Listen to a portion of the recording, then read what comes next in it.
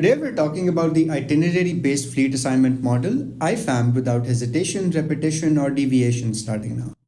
In the itinerary-based fleet assignment model, airlines focus on maximizing net revenue by assigning flights to fleets, but with more detailed demand and revenue considerations at the itinerary level rather than just at the flight level. In traditional fleet assignment models, demand and revenue are considered independently for each flight, ignoring the complex interplay between connecting and local passengers.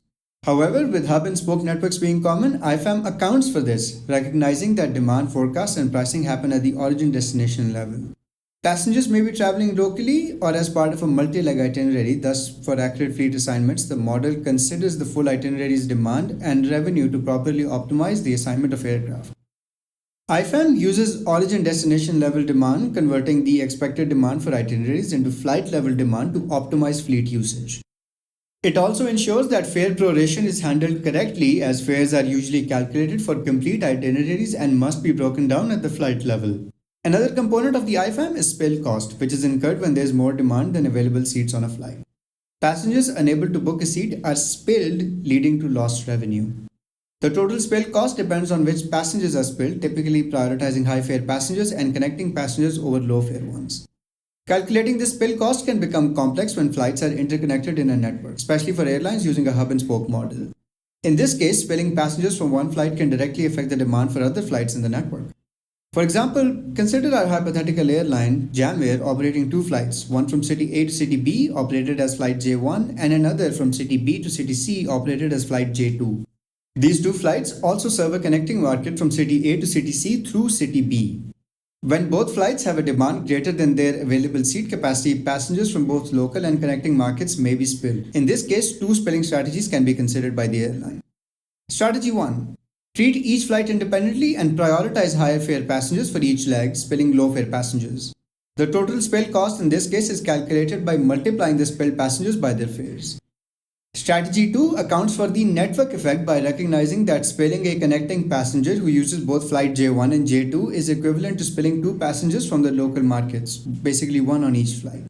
This strategy often reduces spill costs, as spilling one connecting passenger usually costs less than spilling two local passengers. Mathematically, the spill cost is the sum of the spilled revenue across all itineraries. When a flight cannot accommodate all the demand due to capacity limits, the excess demand doesn't always translate to lost passengers. Airlines often attempt to recapture the spilled demand by redirecting passengers to other available itineraries in their network.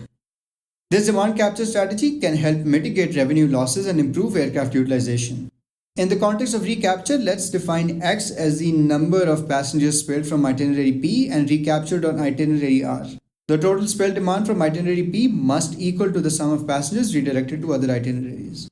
The recapture rate Z is the fraction of passengers spilled from itinerary P and recaptured on itinerary R. The revenue generated from recapturing passengers is calculated as the sum of the recapture rate times the number of spilled passengers accommodated in other itineraries. For instance, if flight J1 and J2 have excess passengers, these passengers might be redirected to other flights within the same network. Flights with available seats will recapture these passengers, helping the airline fill those seats while minimizing revenue loss. In conclusion, the itinerary-based fleet assignment model is a powerful tool for optimizing fleet assignments by considering the full impact of passenger itineraries, network effects, spill costs, and demand recapture. By integrating these factors, airlines can make more informed decisions about how to allocate their fleets to flights in a way that maximizes revenue and minimizes losses due to capacity constraints.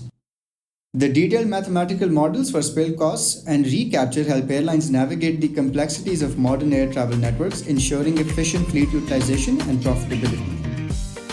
If you liked this video, don't forget to hit the like button, leave your thoughts in the comments, and subscribe for more aviation content.